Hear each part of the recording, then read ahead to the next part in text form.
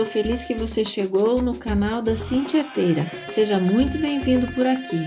E a aula de hoje é sobre Zumbi dos Palmares. Vem comigo!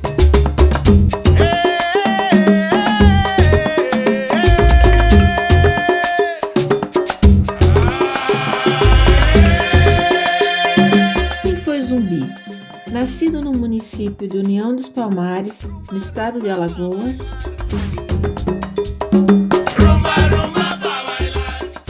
um menino negro, como tantos que há no Brasil. Naquele tempo, havia escravidão. No início, os portugueses utilizavam os indígenas, depois trouxeram muitos negros da África. Ser escravo era um sofrimento. Você trabalhava e no fim do mês não recebia salário. Cada dia, depois de concluir as tarefas, você era trancado em barracões, sem cama e nem rede. As senzalas.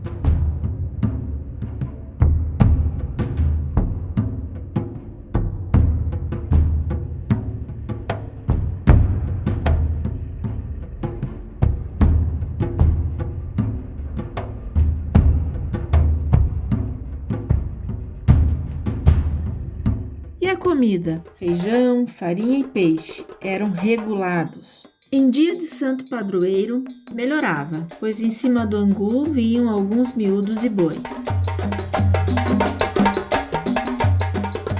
Se você desagradasse o feitor da fazenda, lá vinham palmatória e chicote de 3 pontas.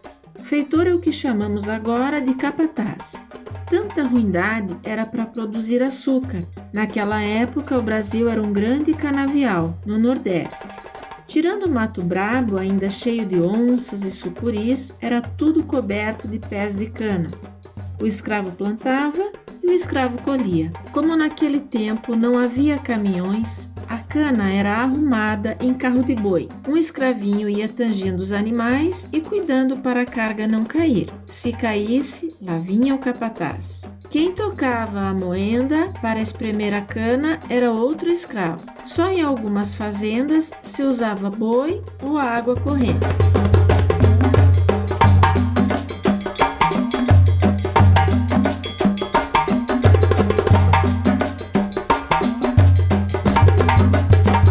Feito melaço, outro escravo enchia os tachos.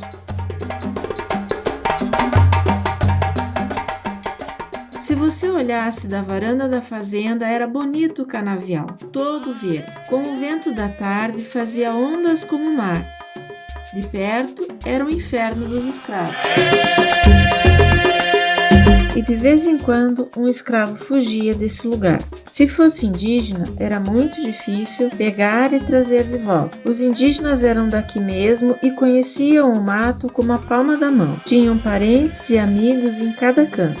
Já os escravos negros, trazidos da África pelo pescoço, não conheciam a terra. Seus parentes e amigos estavam do outro lado do mar. Espie o mapa que você vai ver à distância. Quando fugiam, eram recuperados. Imagine o que passavam nas mãos dos capatazes.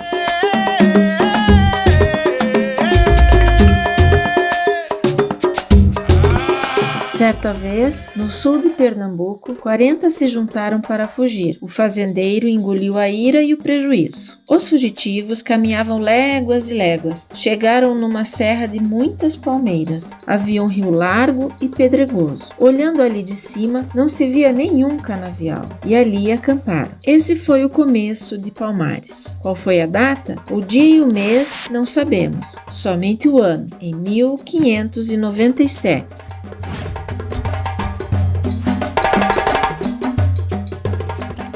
E Palmares cresceu. Os 40 viraram 100, 300, 500, 1000.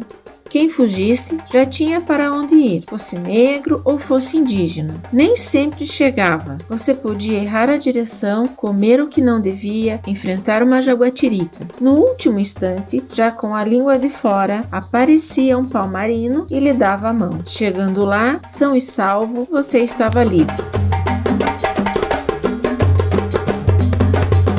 Os fazendeiros e o governo não se conformavam com os Palmares. Quase todo ano mandavam uma expedição atacar a cidade dos negros e indígenas. Antes mesmo das expedições saírem para atacá-los, os palmarinos abandonavam as casas e se escondiam no fundo do mato. Negros que viviam na cidade mandavam avisar: tal dia e tal hora o inimigo sairá daqui. Espiões, comerciantes, brancos também avisavam. Faziam negócios, vendiam pólvora e sal aos palmarinos. Não iam perder o lucro.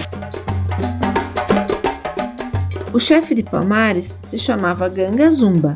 Ganga, em língua quibundo, falada na África, quer dizer rei. Zumba era o seu próprio nome. Era o sujeito de corpo forte, mas era suave e esperto. Como havia muitos mocambos espalhados em Palmares, ele os organizou num governo só, e o conjunto de mocambos era chamado de Quilombo dos Palmares. Tinha ministro, tinha embaixadores, tinha polícia, julgamento, capela e também se pagava imposto. Não havia escolas como as de hoje. Não se usavam carteiras, quadros negros, trabalho de casa. Você aprendia vendo e imitando os adultos. Professor era quem estivesse perto na hora. Você aprendia a plantar, a fazer arapuca, a lançar capivara, a contar história e usar a lança. Ninguém se comunicava por escrito. Se quisesse mandar um recado para longe, ia por tambores. Gastava-se o tempo desenhando, inventando calungas de barro, dançando e cantando. E Zumbi que ainda não apareceu na história? Um dia, uma expedição inimiga entrou no Mocambo, batendo, queimando casas, degolando crianças e velhos. Uma, dentre muitas histórias, nos conta que um menino escapou de morrer e esse menino foi entregue por um comandante de guerra de presente a um padre branco, Padre Antônio de Melo, em Porto Calvo. Esse padre virou pai e mãe do orfãozinho, que o batizou de Francisco e ficou responsável pela sua educação. Dizem que aos 10 anos ele já falava latim e português. Quando Francisco então completou 15 anos, ele fugiu para Palmares. Nesta fuga, Francisco andou 120 quilômetros sem parar. Chegando a Palmares, ele trocou de nome, resolveu se chamar Zumbi. Não conhecendo qualquer parente, adotou uma família. Com 19 anos, era chefe de um mocambo, ou aldeia.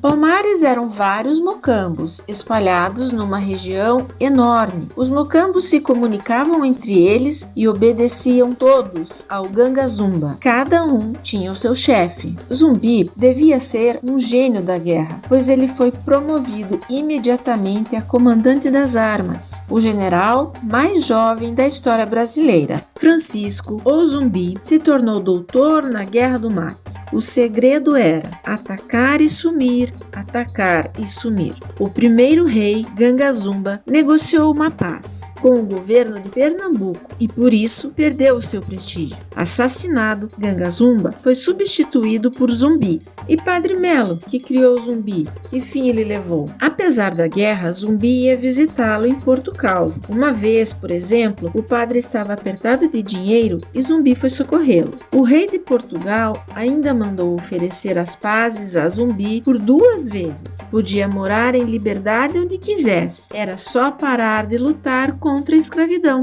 Os portugueses pensavam assim: tinha que ter escravos. Sem escravos, não tem açúcar. Sem açúcar, não tem Brasil. E sem Brasil, não tem Portugal.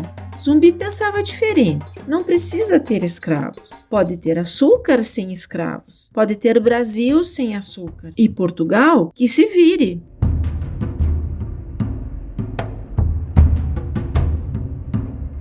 O rei de Portugal mandou o governador contratar um bandeirante para acabar com Palmares. Bandeirante era uma profissão de sujeitos pobres, a fim de enriquecer de qualquer maneira. Eles vinham, em geral, do estado de São Paulo. Se achasse ouro, prata, esmeraldas, melhor. Se não, cercava aldeias e pegava mais indígenas.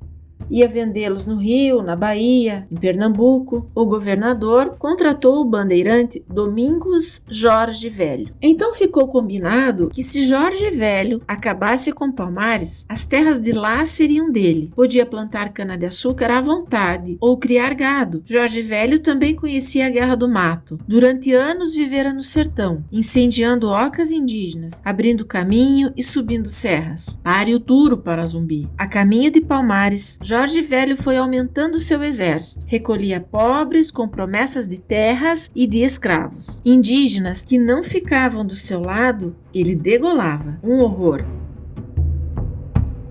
A capital de Palmares ficava na Serra da Barriga. Hoje fica em Alagoas, a 80 quilômetros de Maceió. Depois de muitos combates, Palmares foi finalmente destruído em 1694. Mas Zumbi escapou. Escondeu-se na Serra Dois Irmãos, longe dali. Hoje também fica em Alagoas.